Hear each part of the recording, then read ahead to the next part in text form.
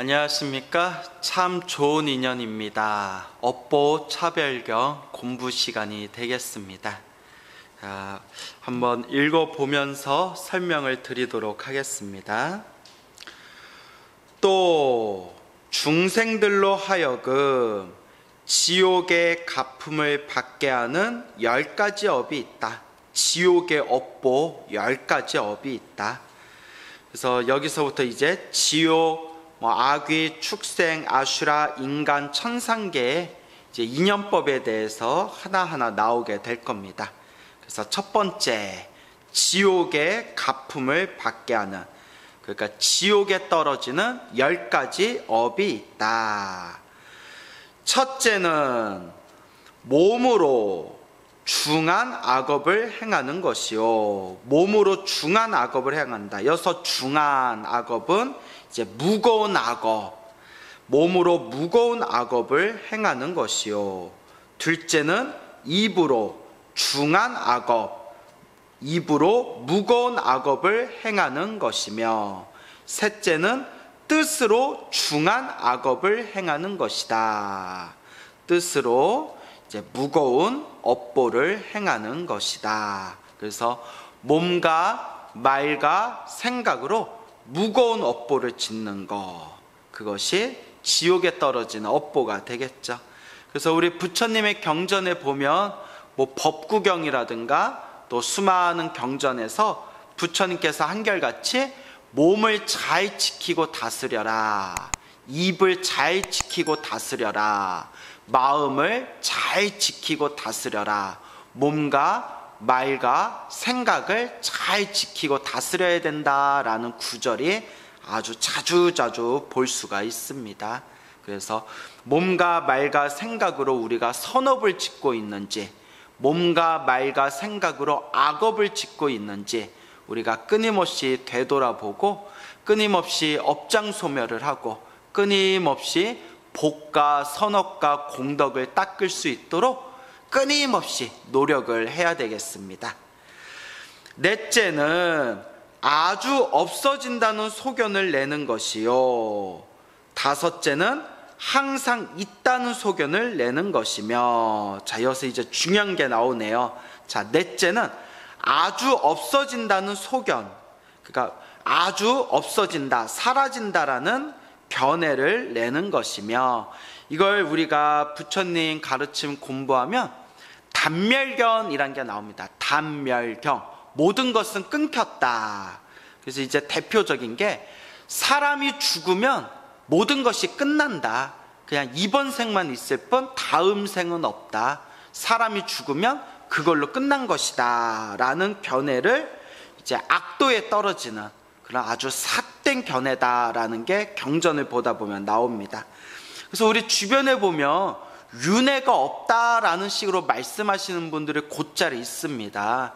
그래서 윤회는 없다, 윤회 같은 거 믿을 필요 없다, 심지어 이렇게까지 이야기하시는 분들도 계시는데, 2600여 년 전 부처님 당시에도 윤회가 없다, 윤회를 믿지 않는 그런 부류의 사람들이 있었나 봅니다. 그래서 부처님께서 따끔하게 말씀하시기를, 다음 생이 없다는 것은 단멸견이다라고 말씀하셨습니다. 그리고 이 단멸견에 빠지게 되면, 윤회가 없다라는 삿된 견해에 빠지게 되면 반드시 악도에 떨어지게 된다라고 따끔하게 말씀하시는 내용이 있습니다. 그러니까 윤회가 없기는 없어요. 왜 없냐? 깨달으면 없어요. 마음을 활짝 깨달으면 모든 번뇌가 다 사라지면 윤회는 없습니다. 단 우리가 마음을 깨닫지 못하고 우리가 이제 번뇌를 소멸하지 못한 상태에서 윤회는 없다라는 말을 함부로 해서는 안 된다. 항상 우리가 인과 업보를 무섭게 여겨야 되고, 다음 생 내가 사람으로 태어날지 짐승으로 태어날지 하늘세계에 태어날지 지옥에 떨어질지 한 치 앞도 알 수가 없지 않습니까? 그래서 항상 몸과 말과 생각을 잘 지키고, 몸과 말과 생각을 잘 다스리면서 복과 선업과 공덕을 잘 닦아나갈 수 있도록 우리가 노력해야 된다라는 것을 불자분들께서는 꼭 명심하셔야 됩니다. 그래서 여러분 주변에 윤회가 없다, 죽으면 끝이다, 다음 생 같은 거 없다 이렇게 말하는 어리석은 부류의 사람들의 그렇게 이제 귀 기울이지 마시고 오직 부처님의 말씀, 오직 부처님의 경전을 의지하면서 항상 바른 견해를 잘 닦으셔야 됩니다. 그러니까 우리가 번뇌가 소멸하고 완전한 깨달음을 얻으면 윤회는 없지만 우리가 아직 깨닫지 못하고 마음에 번뇌가 있다면 그 번뇌의 어변으로 인해서 끊임없이 내가 지은 업보대로 다음 생 새롭게 몸을 받게 됩니다. 그러니까 우리가 항상 세세생생 태어나고 죽고 또 태어나고 죽는 그 세세생생 동안 항상 사옹서원 모든 중생 다 제도하겠습니다. 모든 번뇌 다 끊겠습니다. 모든 법문을 다 배우겠습니다. 불도를 반드시 이루겠습니다 라는 사옹선의 원력을 가슴에 품고 세세생생 성불하는 그날까지 항상 이 공덕과 수행을 닦는 삶을 살아야 된다라는 것을 우리 불자 여러분들께서 마음에 늘 되새기시고 늘 되새기시기 바랍니다. 다섯째는 항상 있다는 소견을 내는 것이며, 항상 있다는 소견, 이게 이제 좀 내용이 어렵죠? 근데 이제 항상 있다는 소견은 무엇이냐? 우리 부처님 법은 무아법이라고 합니다. 무아. 그래서 고정된 실체가 없다. 나라고 할 만한 고정된 실체가 없고 내 것이라고 할 만한 고정된 실체가 없다. 그래서 이제 무아법이라고 합니다. 그래서 우리 부처님의 법을 세 가지로 함축시키면 삼법인이라고 하지 않습니까? 세 가지 진리의 도장이다, 세 가지 깨달음의 도장이다 해가지고 삼법인이라고 부르는데요. 삼법인이 첫째, 재행무상. 모든 것은 영원한 것이 없다. 모든 존재하는 것, 그러니까 모든 이루어진 것은, 이루어진 것은 언젠가 무너지고 흩어지기 마련이지 않습니까? 그러니까 모든 것이 인연 따라 일어나고 인연 따라 사라질 뿐, 이루어진 모든 것은 영원한 것이 없다. 그래서 재행무상이라고 부르고요. 그리고 영원한 것이 없기 때문에 모든 존재는 나다, 내 것이다 라고 할 만한 고정된 실체가 없다. 영원한 것이 없고 고정된 실체가 없다라는 것을 완전히 깨닫게 되면 마음의 모든 번뇌, 모든 집착이 산산이 부서지면서 열반 적정, 열반, 모든 번뇌가 사라진 깨달음, 열반의 고요하고 평온한 깨달음을 얻게 될 것이다. 그래서 재행무상, 이루어진 것은 영원한 것이 없다. 재법무아, 모든 존재는 나다, 내 것이다 라고 할 만한 고정된 실체가 없다. 그리고 열반적정, 모든 번뇌와 욕망의 집착이 산산이 부서진, 탐진치 삼독의 불이 꺼진 이 열반은 적정, 고요하고 평온하고 편안하다. 이것이 바로 삼법인입니다. 그런데 불법을 잘 이해하지 못하는 중생들은 무언가 영원한 것이 있다, 영원한 것이 있고 무언가 나라고 할 만한 고정된 실체가 있다, 내 것이라고 할 만한 고정된 실체가 있다 라는 그런 집착심을 일으키게 됩니다. 그러한 영원한 것이 있을 것이고 나라고 할 만한 고정된 실체가 있을 것이다 라는 그 집착심을 항상 있다는 소견, 이걸 상견이라고 부릅니다. 항상 하는, 그러니까 무언가 영원하다라는 견해. 그래서 상견, 항상 있다는 소견을 내게 되는데, 이와 같이 무언가 영원한 것이 있고 고정된 실체가 있을 거라는 그런 집착의 마음을 가지고 있는 사람들은 죽어서 악도에 떨어지게 된다라는 부처님의 준엄한 말씀이 되겠습니다. 그러니까 우리 불자님들은 항상 이 삼법인을 마음에 꼭 염두에 두시기 바랍니다. 삼법인, 이루어진 것은 영원한 것이 없다. 그래서 금강경에서 뭐라고 이야기하고 있죠? 일체유의법, 모든 유의법은, 모든 조작된 법은 꿈과 같고 환상과 같고 그림자와 같고 물거품과 같고 그리고 번쩍이는 번갯불과 같고, 그래서 금강경 사국에 나오지 않습니까? 영원한 것이 없고 고정된 실체가 없다. 영원한 것이 없고 고정된 실체가 없다는 것을 확연하게 꿰뚫게 되면 모든 번뇌와 욕망과 집착이 다 부셔져서 사라진다. 그것이 바로 윤회가 사라진 자리, 바로 열반의 평온하고 고요한 세계이다. 열반적정, 재행무상, 재법무와 열반적정, 꼭 잘 여러분들께서 외워두시기 바랍니다. 여섯째는 원인이 없다는 소견을 내는 것이요, 원인이 없다는 소견을 낸다. 그러니까 우리 부처님은 인연법이라지 않습니까? 인연법, 인연 따라 일어나고 인연 따라 사라지게 되는데, 모든 것이 원인과 조건에 의해서 펼쳐진 인연법입니다. 그래서 열매가 나오기 위해서는 반드시 씨를 심어야 열매가 나오듯이, 우리 앞에 펼쳐진 모든 존재는 반드시 그 존재를 이룰 만한 원인들이 있는 것이다.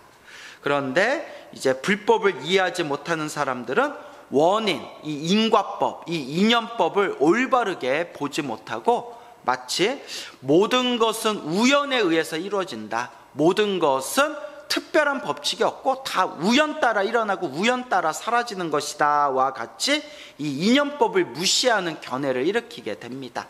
하지만 우리 부처님께서는 모든 것이 다 인연법이다. 우리 앞에 펼쳐진 행복과 불행도, 우리 앞에 펼쳐진 모든 좋은 인연과 나쁜 인연도 다 원인과 조건 따라서 펼쳐진 결과들, 즉 인연법이다 라고 말씀을 하셨습니다. 그러니까 여러분들이 행복하게 살고 싶다면 행복하게 살 수 있을 만한 좋은 씨앗, 그리고 좋은 원인을 지어야 되고, 여러분들이 나쁜 씨앗, 나쁜 원인을 짓게 되면 이제 우리 삶에 나쁜 결과, 불행을 만들어내게 되는 겁니다. 그래서 항상 행복을 추구하고, 그리고 항상 이 편안하고 평온하고 이 마음의 그런 안정을 추구하시는 분들이라면, 그런 불자들은 반드시 내가 지은 원인 따라서 내가 그러한 결과를 받게 된다라는 믿음을 가지시고, 항상 좋은 인연을 지을 수 있도록, 좋은 원인을 지을 수 있도록, 좋은 씨앗을 심을 수 있도록 좋은 인연법을 지어 나가야 됩니다.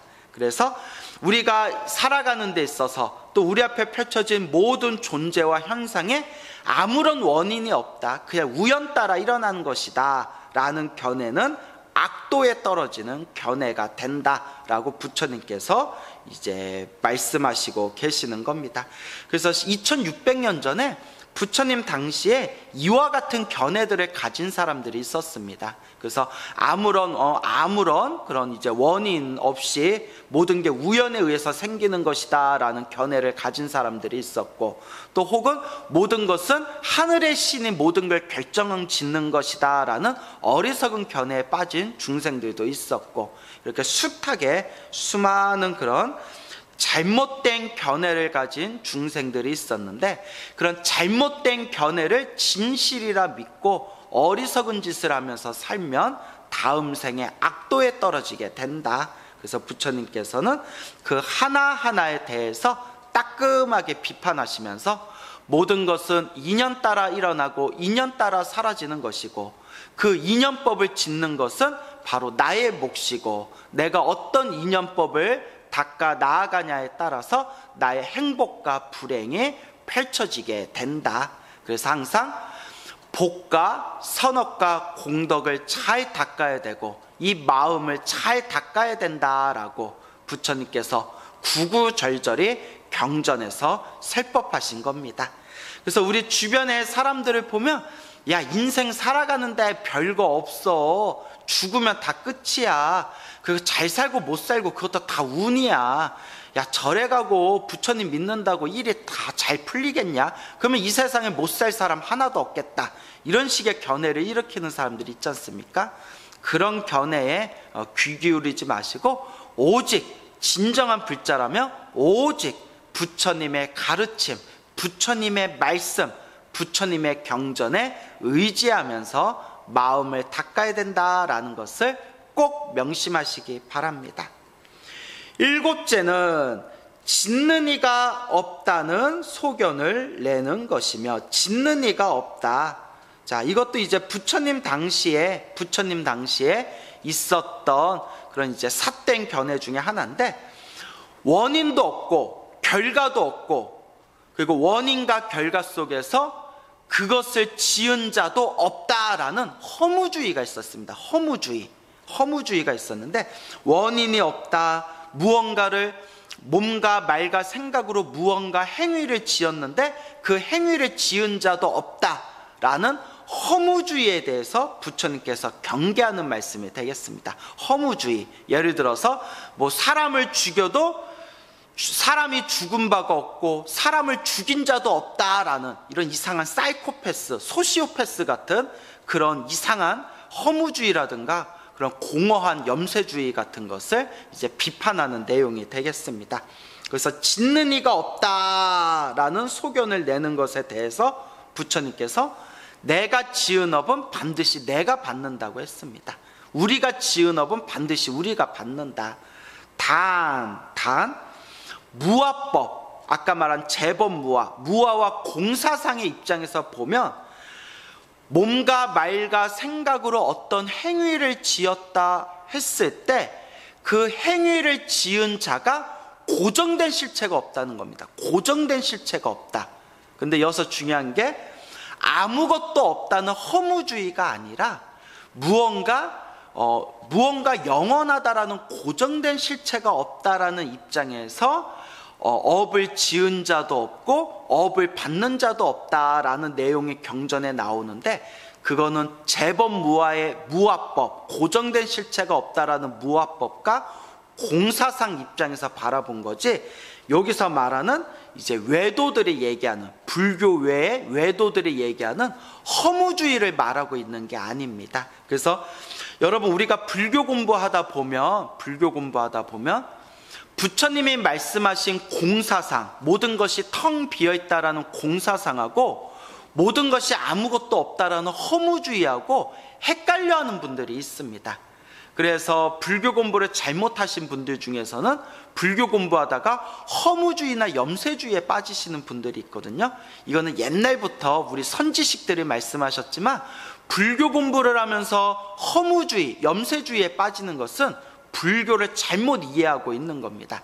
그래서 반야심경을, 금강경을 우리가 올바르게 공사상을 공부하게 되면 고정된 실체가 없을 뿐이지, 이것이라고 할 만한 고정된 실체가 없다는 뜻이지, 고정된 실체가 없다라는 것을 허무주의로 이해해서 선업을 지을 필요도 없다, 악업을 지어도 그 악업을 받는 자도 없다라는 식의 그런 어떤 공허한 허무주의에 빠져서는 안 됩니다. 나중에 기회가 되면 반야심경이나 금강경을 제가 또 새롭게 강의하게 될 때 그때 한번 또 자세히 언급을 해보도록 하겠습니다.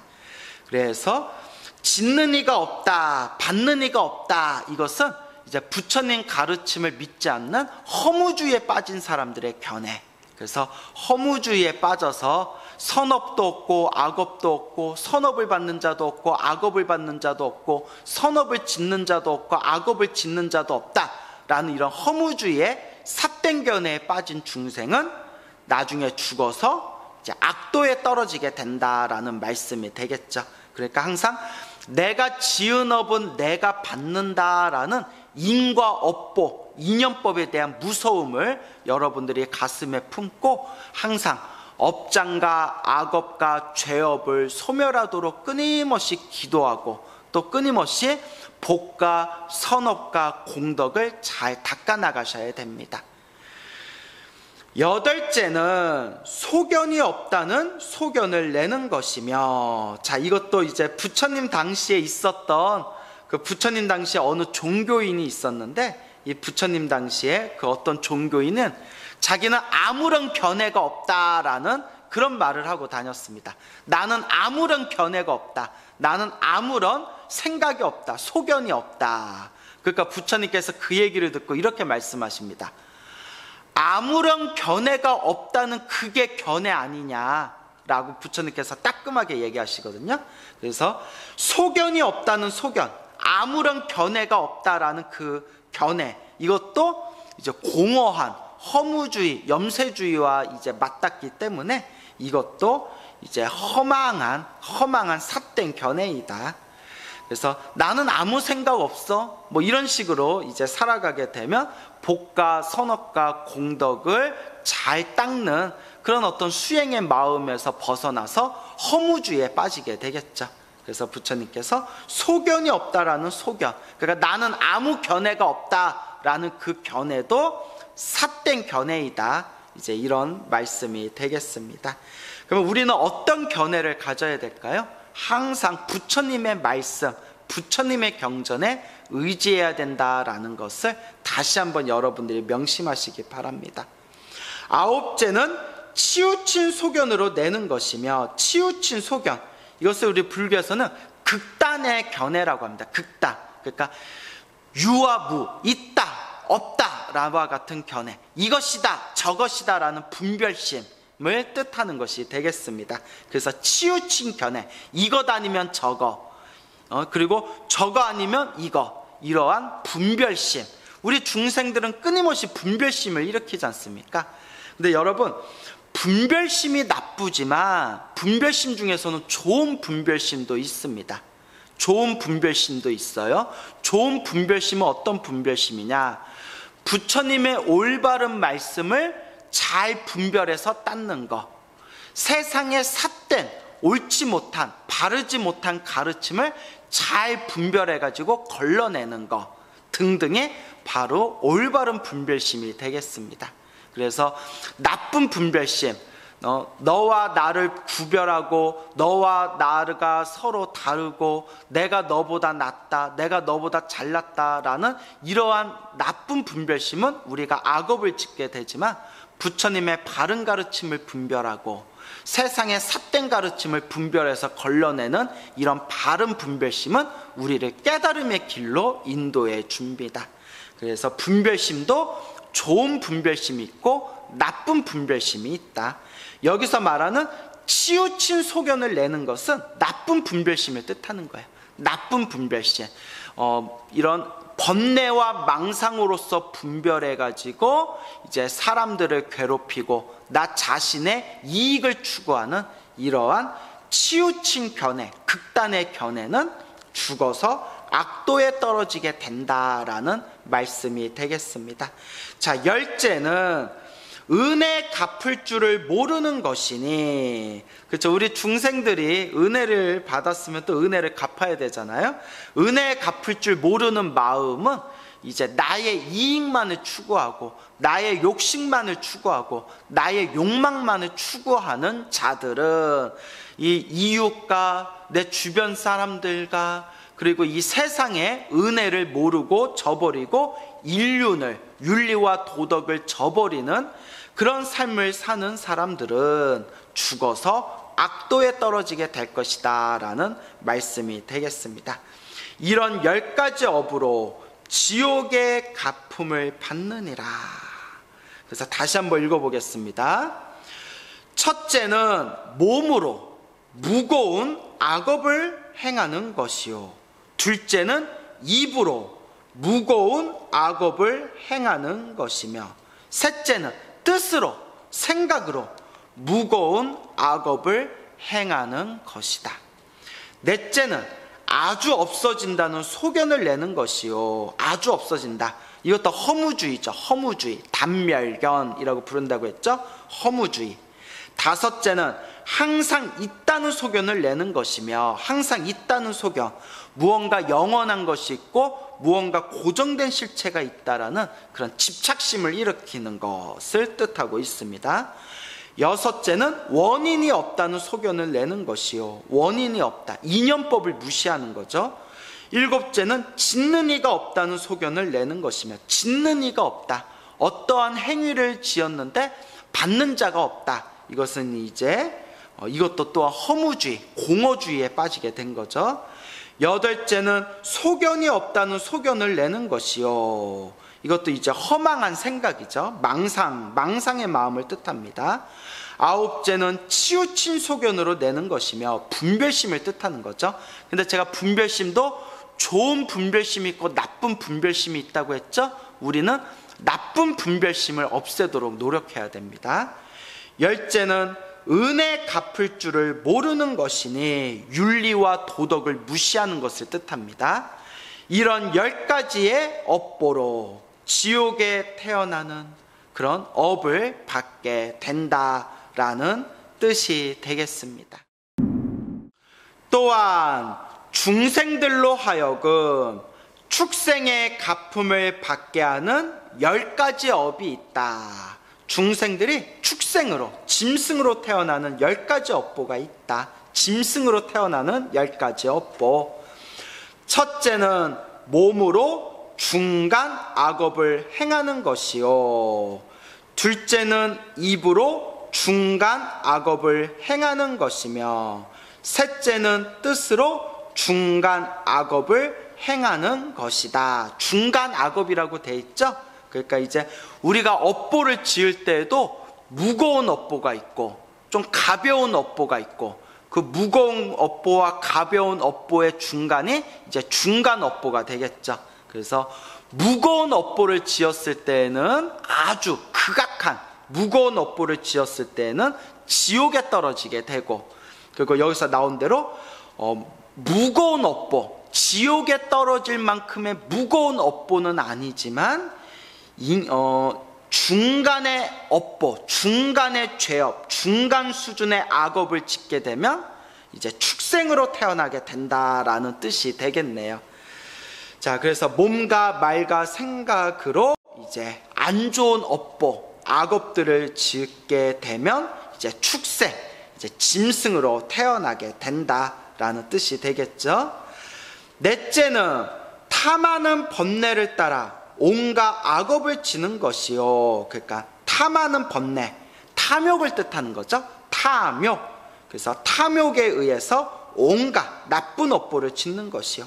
다섯째는 성내는 번뇌를 따라 온갖 악업을 짓는 것이며, 성내는 번뇌, 이제 화를 잘 내는 것이죠. 화를 잘 내는 그런 분노를 일으키는 번뇌에 따라서 온갖 악업을 짓는 것이며, 여섯째는 어리석은 번뇌를 따라서 온갖 악업을 짓는 것이다. 어리석은 번뇌를 따라서 온갖 악업을 짓는 것이다.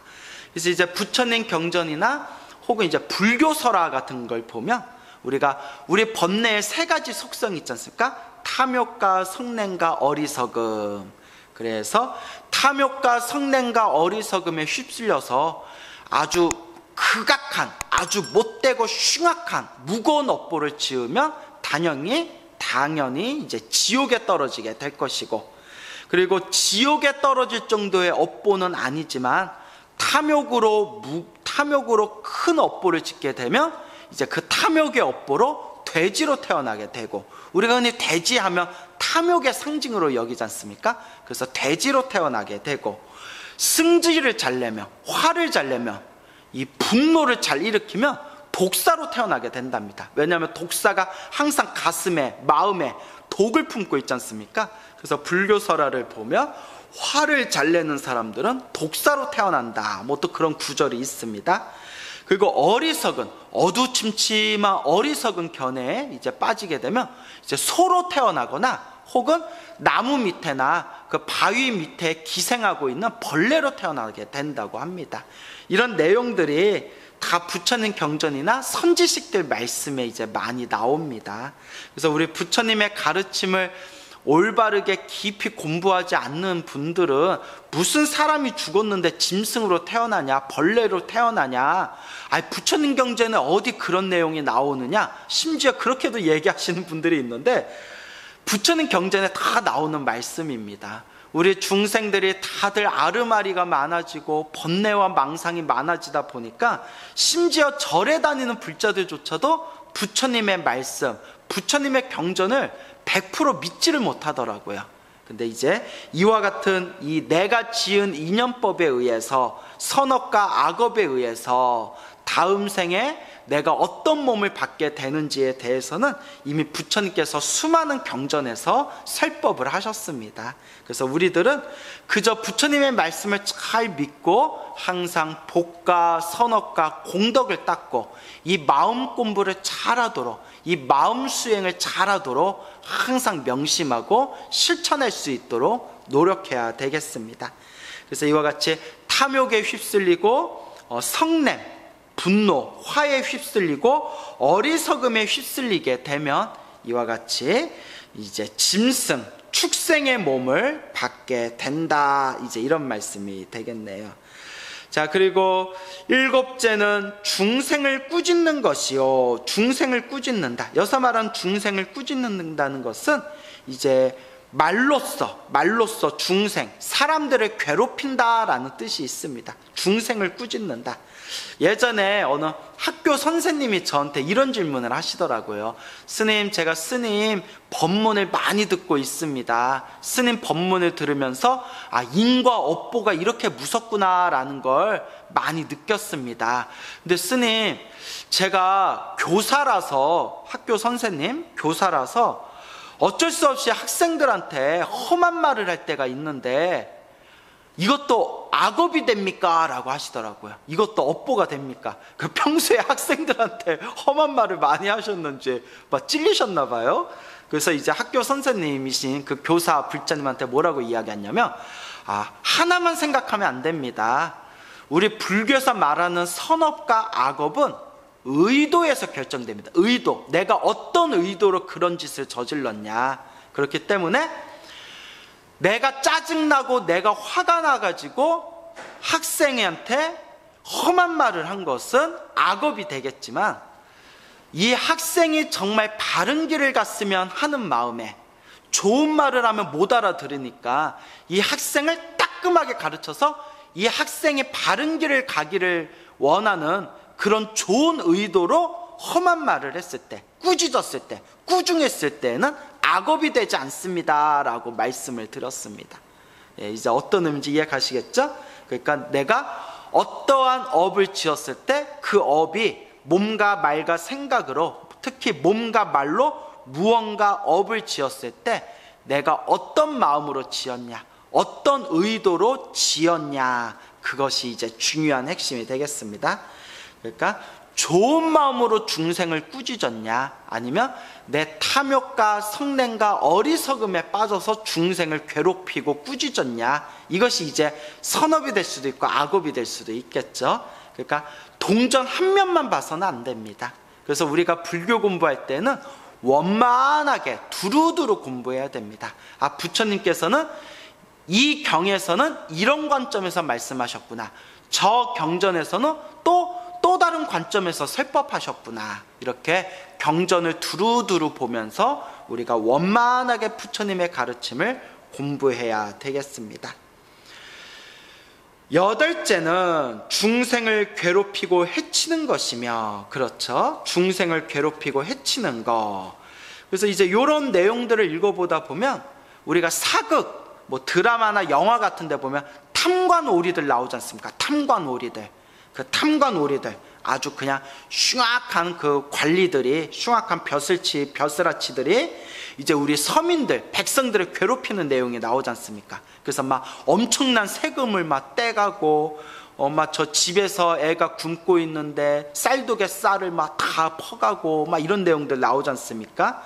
이렇게 중생들을 괴롭히고 해치는 것, 다음 생에 이제 축생에 태어나는 나쁜 업보를 짓게 된다. 9째는 더러운 물건을 보시하는 것이요.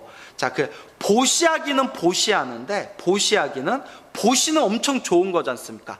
보시는 아주 훌륭하고 보시는 아주 뛰어난 건데, 더러운 물건을 보시한다. 그러니까 안 좋은 것, 나쁜 걸 보시하는 것은 선업이 아니라 악업이 된다는 겁니다. 선업이 아니라 악업이 된다. 그러니까 우리가 누군가에게 보시할 때는 그 사람이 정말 필요로 하는 거, 그 사람의 도움이 되는 걸 보시해야 선업이 된다는 거예요. 요거 보니까 딱 생각나는 게, 여러분 뉴스에서 보셨을 거예요. 뉴스에서 보다 보면 뭐 어느 지역이나 어느 나라에 재난이 일어났을 때 이렇게 구호 물품을 받는데요. 뭐 옷이라든가 뭐 물건 같은 걸 받는데, 특히 옷 같은 거, 이불 같은 게 많이 필요하지 않습니까? 그러면 정말 다 떨어지고 지저분하고 꾀죄죄한, 남에게 주기도 정말 창피한 그런 옷들을 가득 보낸대요. 그러면 그걸 사람들한테 줄 수가 없대요. 너무 막 찢어지고 더럽고 너무 오래돼가지고. 그래서 그걸 보내준 그 오래된 옷들을 치우는 게 더 힘들대요. 그래서 심지어는 그냥 옷 같은 구호물품 보내지 마세요라고까지 한대요. 너무 많이 그런 물건들이 온답니다. 그러면 어떤 마음을 좀 못되게 쓰는 사람들은, 아니 힘들어 죽겠는데 주는 대로 받아서 입지, 말이 많네, 이렇게 생각할 수도 있지 않습니까? 그게 못된 마음이라는 거예요. 그래서 누군가에게 보시할 때는 그 사람이 필요로 하는 거, 그거 이왕이면 좋은 걸 보시해야 된다. 또 이제 뉴스에 보다 보면 요새 우리 경비원들한테 갑질하는 사례들이 많지 않습니까? 그래서 경비원 아저씨들한테 이것 좀 드세요 하고 뭐 커피 있지 않습니까? 커피라든가 인스턴트 커피라든가 통조림 같은 거라든가 그런 걸 이렇게 주는데, 아유 잘 먹겠습니다 하고 받아놓고 보면 유통기한이 몇 개월이 지난 걸 주는 거예요.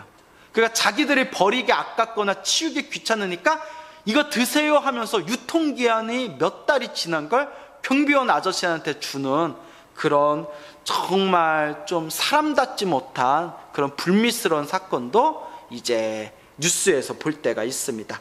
그런 것을 이제 더러운 물건을 보시하는 것이다. 이런 못된 마음을 가지고 살아가면 죽어서 개나 돼지나 짐승으로 태어나게 된다는 겁니다.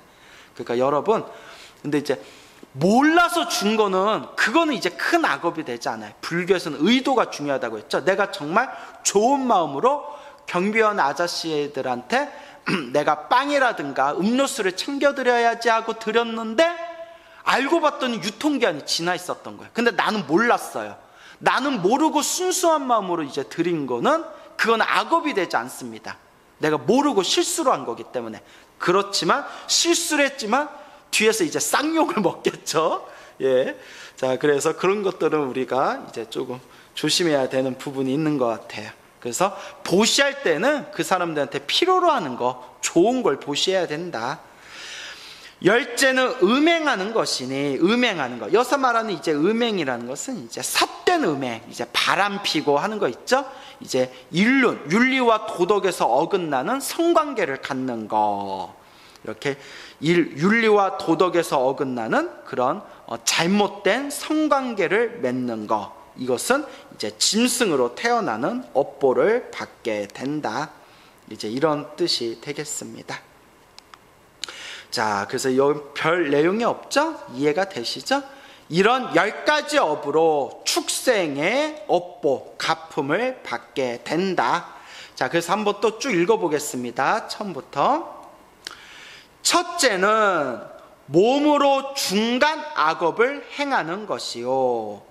둘째는 입으로 중간 악업을 행하는 것이며, 셋째는 뜻으로 중간 악업을 행하는 것이다. 넷째는 탐하는 번뇌를 따라 온갖 악업을 짓는 것이요.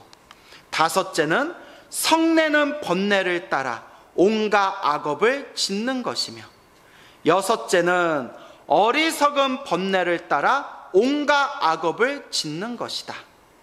일곱째는 중생을 꾸짖는 것이요. 여덟째는 중생을 괴롭히고 해치는 것이며, 아홉째는 더러운 물건을 보시하는 것이요.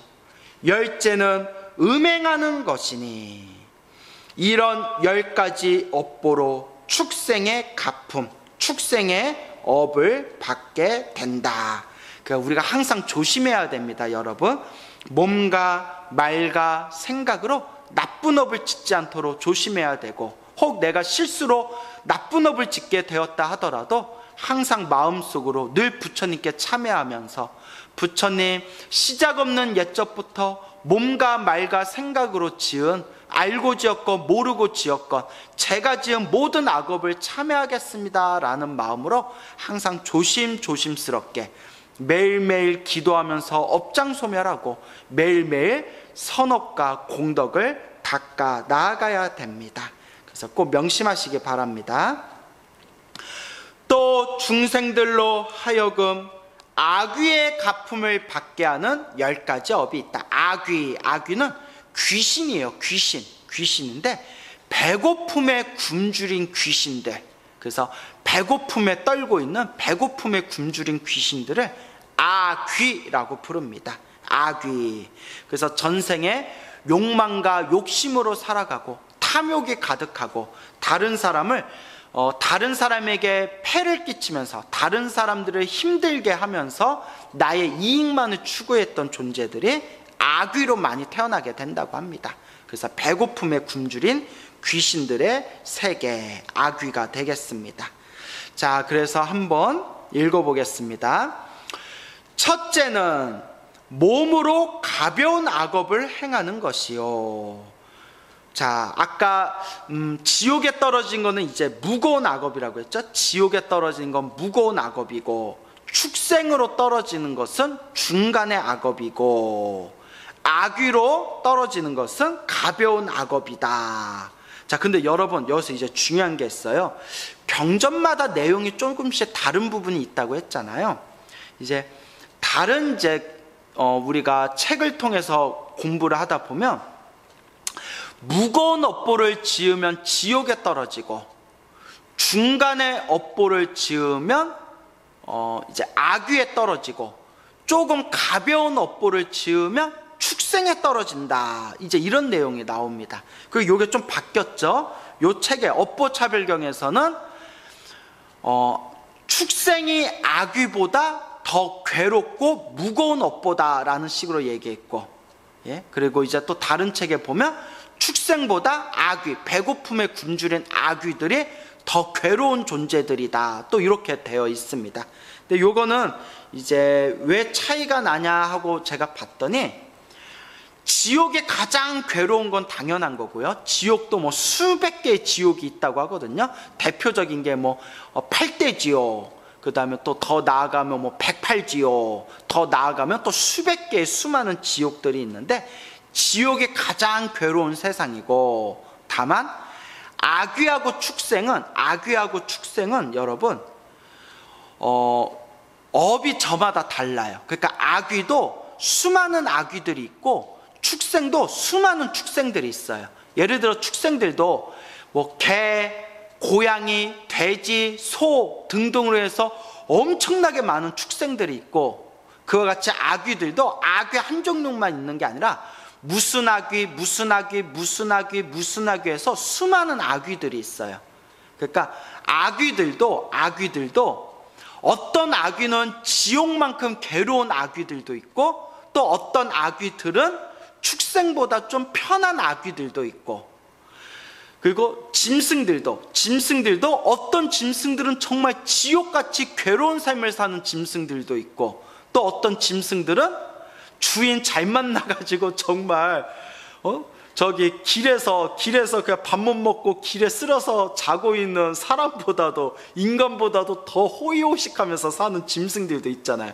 특히 개나 고양이들 중에 주인 잘 만난 개하고 고양이들은 웬만한 사람보다도 사료를 더 잘 먹지 않습니까? 이제 약간 우스갯소리로. 그래서 어떤 축생은 악귀보다 더 편한 축생이 있고, 혹은 악귀보다 더 괴로운 축생이 있고, 악귀들 중에서도 어떤 악귀는 축생보다 편한 악귀가 있고, 혹은 축생보다 훨씬 괴로운 악귀가 있고, 그러니까 악귀의 종류와 축생의 종류 따라서, 그 조건 따라서 악귀가 더 괴로울 수도 있고 축생이 더 괴로울 수도 있다는 거예요.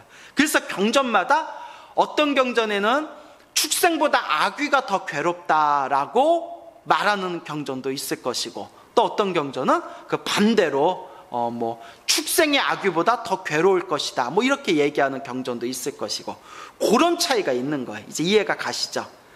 사람도 사람으로 태어난 게 복이 많다고 하지만, 실제로 우리 주변에 보면 사람으로 태어났는데도 지옥만큼 괴로운 삶을 사는 중생도, 사람도 있을 것이고, 사람으로 살고 있는데도 정말 하늘세계 신처럼 온갖 호의호시, 온갖 쾌락을 누리면서 사는 사람도 있을 거 아니에요? 지금 우리가 사람으로 살면서도 눈앞에서 폭탄이 떨어지고 전쟁이 나서 눈앞에서 막 총이 막 날라오고 막 수류탄이 터지면서 눈앞에서 내가 사랑하는 부모님과 내 사랑하는 연인과 내 뱃속으로 낳은 자식이 내 눈앞에서 폭탄 맞아서 많이 죽었다. 그러면 그게 지금 사람으로 태어났지만 지옥보다도 더 괴로운 상황이잖아요. 막 가슴이 막 찢어지면서 지옥 같은 괴로움을 느낄 거 아닙니까? 그러니까 그런 경우에는 사람으로 태어났지만 지옥 같은 지금 그런 괴로움을 받고 있는 거고, 그리고 우리 사람들 중에서는 어마어마한, 정말 세계에서 손꼽히는 어마어마한 재벌들은 하고 싶은 모든 것을 다, 물질적인 모든 쾌락을 다 누리면서 살 수가 있지 않습니까? 그럴 때에는 사람으로 태어났지만 저 물질적인 쾌락만큼은 하늘세계 복을 누리면서 살고 있구나, 이렇게 이제 우리가 판단해 볼 수가 있겠죠. 그래서 아귀와 축생이 어떤 존재가 더 괴로운 존재냐라는 것은 그 아귀와 축생의 종류와 조건과 환경 따라서 차이가 있다, 요 정도로 이해하시면 되겠습니다. 이렇게 얘기하니까 이제 정리가 되시죠? 그래서 경전에서 좀 다른 내용이 나오면 부처님께서는 중생들 수준에 맞춰서 법을 설하셨기 때문에 경전마다 좀 다른 내용들이 나오면 여러 각도에서 판단을 하고 그 상황과 조건 따라서 부처님께서 이런 인연에 의해서 법을 설하다 보니까 조금씩 차이가 있구나, 눈높이에 맞춰서 법을 설하다 보니까 중생들마다 법을 설하실 때 차이가 좀 있구나, 관점이 좀 다르구나, 이렇게 머릿속에 잘 정리해 두시면 되겠습니다. 첫째는 몸으로 가벼운 악업을 행하는 것이요, 둘째는 입으로 가벼운 악업을 행하는 것이며, 셋째는 뜻으로 가벼운 악업을 행하는 것이다. 어려운 내용은 없죠? 몸과 말과 생각으로 이제 악업을 행하였다. 그러니까 몸과 말과 생각으로 지은 나의 업보가 얼만큼 무거운가에 따라서 아주 흉악하고 아주 악한 존재들은 저 지옥에 떨어질 거고, 그 지옥도, 지옥 중에서도 조금 업보가 약한 사람은 지옥 중에서도 소지옥에 태어난답니다. 지옥도 대지옥이 있고 약간 작은 지옥, 소지옥이 있대요. 그래서 또 지옥 중에서도 저 무간지옥, 쉴 틈이 없이 괴로움을 당하는 지옥 중에 가장 밑바닥이라는 무간지옥에 떨어지는 중생도 있고, 지옥 중에서도 약간 약한 그런 이제 소지옥에 떨어지는 중생들도 있고, 또 몸과 말과 생각으로 지은 업보 따라서 이제 아귀계에 태어나는 중생도 있고, 축생계에 태어나는 중생도 있고, 그리고 똑같이 축생으로 태어나고 똑같이 아귀로 태어났는데도 더 괴로운 중생도 있고, 조금 덜 괴로운 중생도 있고, 자, 이렇게 여러 가지 천차만별 업보의 차별이 펼쳐집니다. 내가 지은 업보 따라서 다 차별이 펼쳐지는 거예요. 그래서 이 경전이 업보 차별경이다. 넷째는 많은 탐욕을 내는 것이요, 탐욕. 다섯째는 나쁜 탐욕을 내는 것이며, 넷째하고 다섯째하고 비슷하죠. 많은 탐욕, 그리고 또 탐욕 중에서 나쁜 탐욕, 많은 탐욕과 나쁜 탐욕을 내는 것이며, 여섯째는 질투하는 것이요, 질투하는 거. 그러니까 성내는 거, 분노하는 거라고 이해도 되겠죠. 우리가 부처님의 가르침을 공부하면 질투, 시기심 밑바닥에는 성냄이라고 합니다. 성냄, 화가 남, 성냄. 그래서 물론 탐욕, 부러움의 마음도 있겠지만 그런 질투하는 마음에는, 그런 시기심의 마음에는 성냄이 있다. 일곱째는 삿된 소견이며, 삿된 소견, 어리석음을 뜻하죠. 그래서 탐욕과 질투, 성냄과 삿된 소견, 어리석음. 그래서 탐, 진, 치, 삼도. 그래서 우리 중생들은 탐욕과 성냄과 어리석음에 휩쓸려서 몸과 말과 생각으로 업보를 짓는 겁니다. 악업을 짓는 겁니다. 그래서 탐욕과 성냄과 어리석음을 줄이면 줄일수록 몸과 말과 생각으로 우리가 악업을 점점 덜 짓게 되겠죠. 점점 몸과 말과 생각을 우리가 다스릴 수가 있게 되겠죠. 여덟째는 살림에 애착하다가 목숨을 마치는 것이요.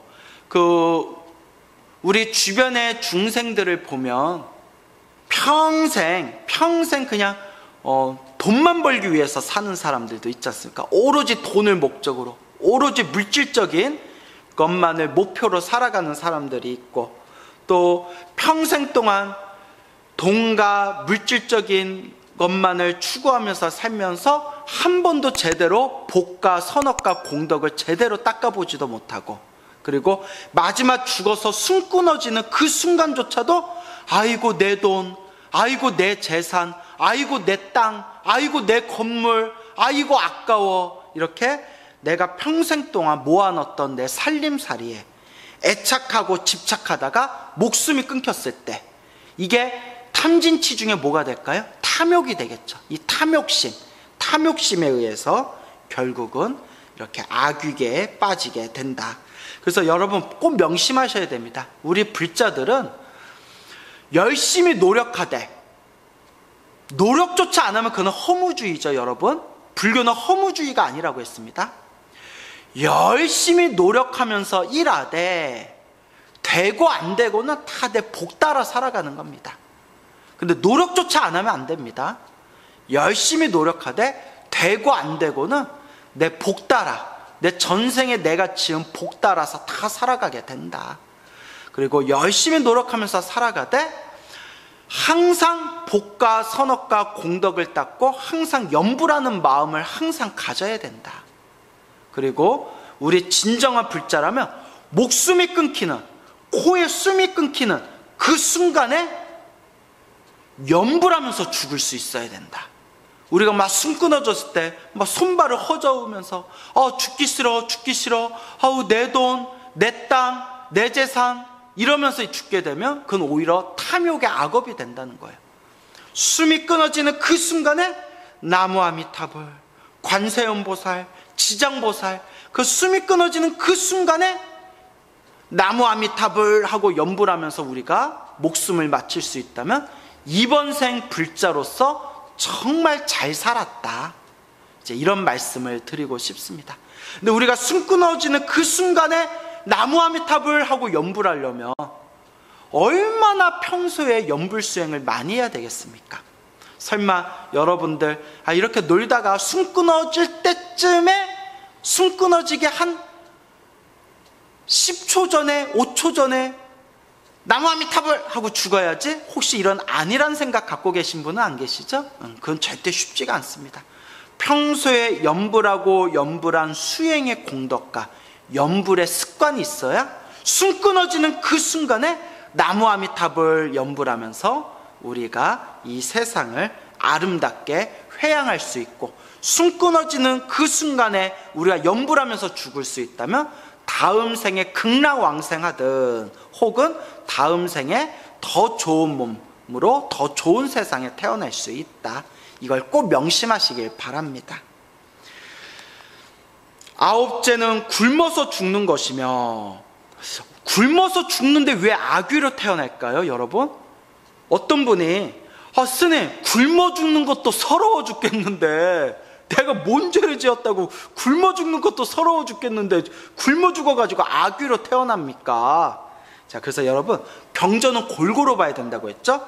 자, 여기서 굶어서 죽었는데 아귀로 태어난다라는 의미는 굶어 죽을 때 나 너무 배고프잖아요. 나 너무 배고프면서 음식과 먹는 것에 대한 강렬한 탐욕을 일으키게 된대요. 모르셨죠, 여러분?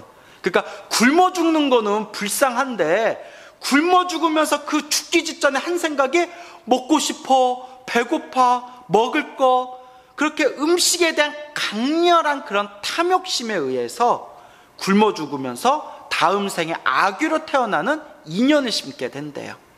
그래서 굶어 죽을 때 굶어 죽더라도 무슨 생각을 하면서 죽어야 된다? 염불하면서 죽어야 된다는 거예요. 아, 배고파 하면서 나무 아미타불. 밥 먹고 싶어 하면서 나무 아미타불. 밥 먹고 싶어, 떡 먹고 싶어, 빵 먹고 싶어 하면서 그 먹고 싶어 하는 그 마음에 나무 아미타불, 나무 아미타불.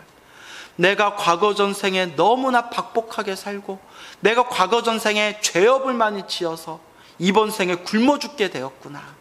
굶어 죽을 때 굶어 죽더라도 나무 아미타불, 나무 아미타불. 부처님, 부디 다음 생에는 제가 좋은 몸, 좋은 세계, 복과 선업과 공덕을 닦는 그런 좋은 몸, 좋은 세계 태어나게 해주십시오. 나무 아미타불 하면서 염불하면서 굶어 죽는다면 좋은 세상에 태어날 수 있지만 굶어 죽을 때 먹고 싶어 하면서 죽으면 이번 생에 굶어 죽은 것도 서러워 죽겠는데 다음 생이 이제 아귀가 된다는 거예요. 아귀.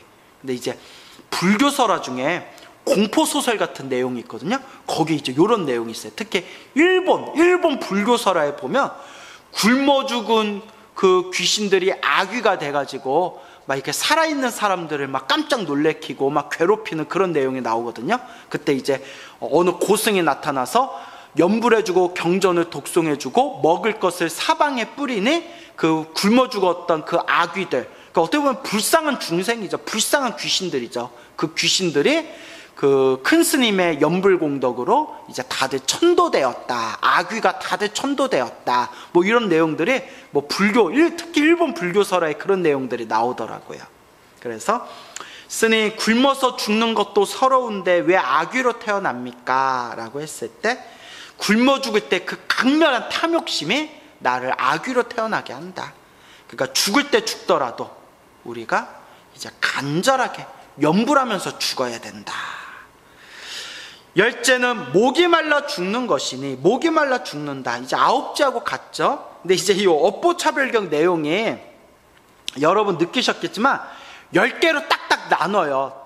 그래서 10개로 1, 2, 3, 4 해서 10개로 1, 2, 3, 4, 5, 6, 7, 8, 9, 10 10개로 다 이렇게 내용을 자르다 보니까 중복되는 게 있어요. 왜 중복되냐면 10개씩 맞춰야 되니까. 그 보다 보면 아, 이거 뭐 9째나 10째나 같잖아, 뭐 4번째나 5째나 이거 똑같은 말이잖아. 왜냐하면 10개씩 맞춰서 내용을 구성하다 보니까 이와 같이 이제 비슷한 내용이 중복됩니다. 근데 이제 여러분 항상 명심하는 게 책을 보면서 그 담겨져 있는 교훈과 의미를 파악하는 게 중요합니다. 그래서 아, 이런 내용을 이야기하려고 하는 거구나, 이런 뜻을 이야기하려고 하는 거구나, 이제 이렇게 여러분들이 이해하시면 되겠습니다. 자, 그래서 다시 한번 쭉 읽어보겠습니다. 첫째는 몸으로 가벼운 악업을 행하는 것이요, 둘째는 입으로 가벼운 악업을 행하는 것이며, 셋째는 뜻으로 가벼운 악업을 행하는 것이다.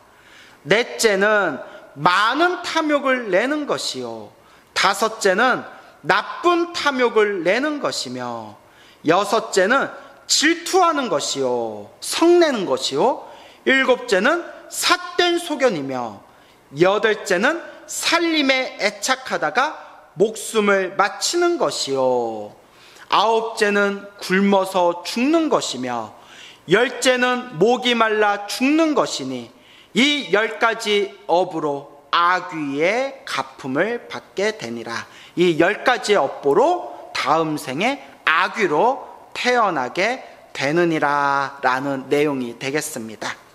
자, 이와 같이 지옥, 축생, 아귀로 태어나는 이제 업보에 대해서 설명을 드렸는데, 이 지옥, 아귀, 축생, 이걸 이제 사막도라고 부릅니다. 사막도, 세 가지의 악한 세상이다 라고 이야기하고 있습니다. 세 가지의 악한 세상이다. 그래서 우리 불교는 육도윤회라고 하지 않습니까? 6가지의 세상을 수레바퀴처럼 내가 지은 업보 따라서 바퀴처럼 돌게 되는데, 이와 같은 지옥, 아귀, 축생, 아슈라, 인간, 천상 6가지 세상 중에서 가장 나쁜 세상이다, 가장 악한 세상이다, 가장 괴로운 세상이다 해가지고 지옥, 아귀, 축생을 사막도라고 부릅니다. 사막도. 그래서 우리 불교는 윤회법이지 않습니까? 시작 없는 옛적부터 사람의, 인간의 의식으로는 헤아릴 수 없는 머나먼 과거에서부터 지금에 이르기까지 얼마나 수많은 몸을 새로 받고 수많은 몸을 새로 받으면서 얼마나 많은 세상을 돌고 돌아서 지금까지 왔는가. 지옥으로 태어난 적도 있었고, 축생으로 태어난 적도 있었고, 아귀로 태어난 적도 있었고, 이렇게 숱한 사막도의 세상을 내가 얼마나 헤매다가 우리가 여기까지 왔는가. 그렇기 때문에 이 윤회법과 이 인과법을 믿는 불자님들은 정말 마음속으로, 내 마음으로 부처님의 가르침에 대해서 소중한 마음을 일으키셔야 됩니다. 내가 사람으로 태어나서 이 부처님의 가르침을 만났음에 대해서 소중한, 정말 다행이다라는 마음을 일으키셔야 됩니다. 그래서 여러분들, 절에 다니시는 불자님들이라면 귀가 따갑도록 들었던 이야기, 사람으로 태어나기가 어렵고 부처님의 법을 만나기가 참으로 어려운데 우리가 사람으로 태어나 불법을 만났으니 라는 표현을 많이 들어보셨지 않습니까? 근데 여러분, 제가 절에 20년이 넘게 이 절에 있다 보니까 제가 확연하게 느낀 게 있습니다. 사람으로 태어나기 어렵고 부처님의 법을 만나기가 어려운데, 부처님의 법을 만나도 올바로 수행하기가 어렵다. 입으로는 부처님의 법을 만난 불자라면서 올바른 수행자로 살아가거나 올바른 불자로 살아가기가 정말 어렵다라는 것을 뼈저리게 느낍니다. 우리가 사람으로 태어나 부처님의 법을 만났지만 입으로는 나는 수행자다라고 말하지만 실제로 수행자답지 못하게 살아가는 경우가 우리가 얼마나 많습니까? 나는 절에 10년, 20년, 30년, 50년 다닌 불자다, 불제자다라고 하지만 실제로는 불자답지 못하게 살아가는 경우가 얼마나 많습니까? 그래서 제가 20년이 넘게 절에 있으면서, 이건 이제 저 자신한테 하는 얘기입니다. 저 자신한테 하는 얘기가 20년이 넘게 절에 있으면서 정말 처절하게 느끼는 게, 사람으로 태어나기 어렵고 불법을 만나기가 어려운데, 그걸 아는데 불법을 만났지만 올바로 수행하기가, 올바른 수행자 되기가, 올바른 불제자, 불자가 되기가 정말 더 어렵구나라는 것을 정말 뼈저리게 느낍니다. 그래서 우리는 정말 업보 중생입니다. 업보 중생입니다. 여러분들 절에 다니면서 마음이 부처다라는 말을 귀가 따갑도록 들었을 겁니다. 마음이 부처다. 근데 여러분, 마음이 부처다라는 말은 입으로는 쉽게 할 수 있지만 정말 절에 다니는 절 지키는 강아지도 3년을 절을 지키며 마음이 부처다라고 풍어를 읊을 정도로 마음이 부처다라는 말을 우리가 수없이 듣지만 실제로 입으로는 마음이 부처다라고 하면서 실제로 부처같이 사는 사람이 과연 몇이나 됩니까? 입으로는 마음이 부처입니다 하지만 몸으로는 탐욕과 성냄과 어리석음에 저질러서 막말로 5개도 제대로 못 지키지 않습니까? 5개, 살생하지 말라, 도둑질하지 말라, 음행하지 말라, 거짓말하지 말라, 술을 포함해서 정신을 흐리게 하는 걸 가까이 하지 말라. 입으로는 마음이 부처입니다 여러분, 우리는 다 부처입니다 라고 너무나 쉽게 얘기하지만 실제로 이 실제 현실에서는 5개조차도 제대로 못 지키는 사람들이 수두룩하더라. 그래서 제가 항상 하는 이야기가 이론이 중요한 게 아닙니다. 이론이 중요한 게 아니다. 불교는 지식의 종교가 아니다. 불교는 실천의 종교. 그리고 내가 닦아야 되는 수행의 종교. 그리고 내가 스스로 입으로만 떠드는 종교가 아니라 마음으로 체득하는 체험의 종교입니다. 우리 중생들은 업보 중생입니다. 탐욕과 성냄과 어리석음의 힘이 너무나 강해서 끊임없이 잘못을 저지르고 끊임없이 실수를 저지르고 끊임없이 넘어지는 존재들입니다. 그렇기 때문에 더 간절히 염불하고 더 간절히 기도하면서 더 간절히 업장소멸하면서 꾸준하게 복과 선업과 공덕을 닦아나가셔야 됩니다. 그래서 우리가 항상 부처님께 기도하면서 부처님 시작 없는 옛적부터 탐욕과 성냄과 어리석음에 휩쓸려 알고 지었건 모르고 지었건 몸과 말과 생각으로 지었던 저의 모든 업장, 모든 죄업을 참회합니다라는 마음으로 끊임없이 염불하고 기도하셔야 됩니다. 그리고 입으로만 염불하고 기도하는 거에서 끝나는 것이 아니라 자꾸 몸으로 부족하지만 부족하면 부족한 대로 꾸준히 자꾸 복을 짓고 선업을 짓고 공덕을 쌓고 그리고 복을 까먹지 않도록 조금이라도 꾸준히 노력해야 됩니다. 불교는 실천의 종교입니다. 근데 여러분 잘 안 돼요. 솔직히 잘 안 됩니다. 오늘은 화 안 내야지 하면서도 벌컥 화나는 게 바로 중생이고, 내가 분명히 지금 이 순간 내가 잘했다라고 여기는 일이, 정말 내가 그 선택을 잘했다라고 여겼던 일들이 오랜 세월이 지나가서 다시 돌아보면 그때 내가 어리석었구나라고 후회하는 게 또한 중생입니다. 그래서 자꾸 닦아야 됩니다.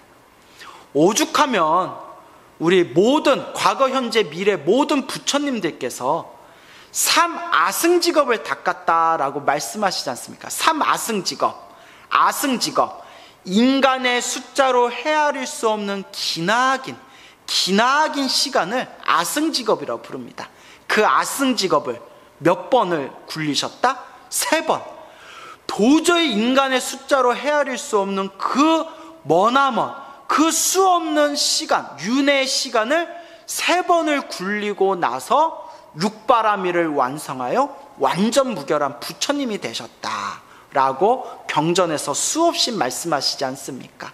그래서 우리가 항상 지금은 내 자신이 부족하지만 항상 꾸준히 닦고 닦는 그런 이런 꾸준한 수행의 마음, 이 수행에 닦겠다라는 그런 발심이 굉장히 중요한 겁니다.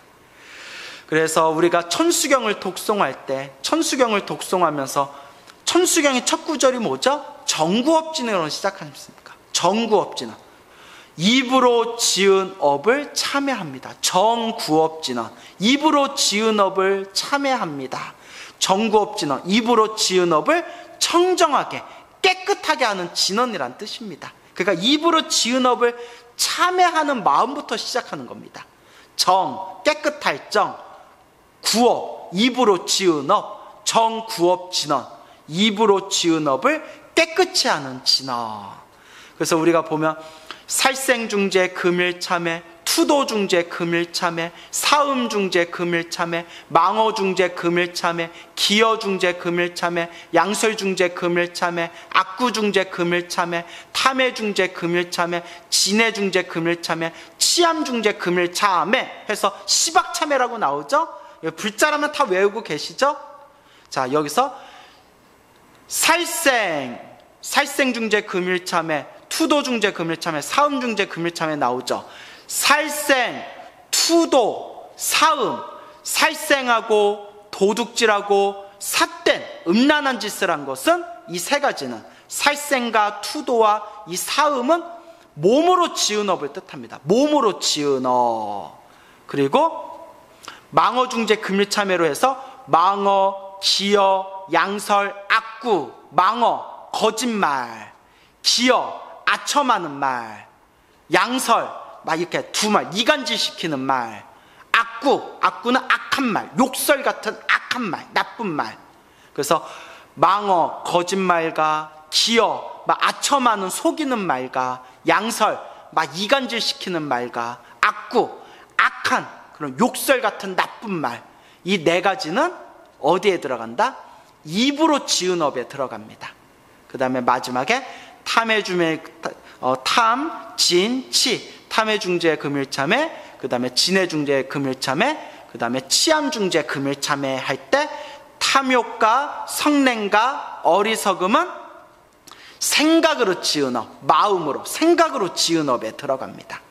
그래서 우리가 계속 이제 업보차별교에서 배운 게 몸으로 지은 업, 입으로 지은 업, 생각으로 지은 업에 의해서 지옥, 악귀, 축생, 사막도에 떨어지게 된다라고 우리가 배웠지 않습니까? 그것을 이제 우리가 천수경 독송하면서 알게 모르게 우리가 끊임없이 참여하고 있었던 겁니다. 몸과 말과 생각으로 지은 업보를 참여합니다. 살생중재, 투도중재, 사음중재는 몸으로 지은 업이고, 망어중재, 기어중재, 양설중재, 악구중재는 입으로 지은 업이고, 탐해중재, 진해중재, 치암중재는 생각으로 지은 업이고, 이와 같이 내가 오늘도 부처님께 염불하고 오늘도 부처님께 기도하면서 내가 몸과 말과 생각으로 지은 업을 녹여나가고 있는 과정입니다. 이 세상에 수많은 사람들은 이 윤회와 인과법을 믿지 않는 중생들이 너무나 많습니다. 하지만 부처님의 8만 대장경에 한결같이 초기경전에서 대승경전같이 한결같이 부처님께서는 윤회와 인과법에 대해서 끊임없이 설법을 하셨습니다. 부처님의 법을 믿으면서 부처님의 법을 닦으면서 윤회와 인과법을 믿지 않는다면 그것은 허공에다 지붕을 짓는 것과 같다. 허공에다가 그냥 지붕을 짓는 것과 같이 아무런 기초가 없는 그런 사상 누각에 불과할 뿐이다 라고 선지식들께서 말씀하셨습니다. 그래서 우리 불자님들 항상 몸과 말과 생각을 잘 지키고 잘 다스리면서 내가 과거 전생부터 지금까지 지었던 그런 죄업과 업보가 있다면 매일매일 염불과 기도로 업장소멸하시고, 그리고 매일매일 조금이라도 꾸준히 복과 선업과 공덕을 닦아나가시기 바랍니다. 여러분 성불하십시오.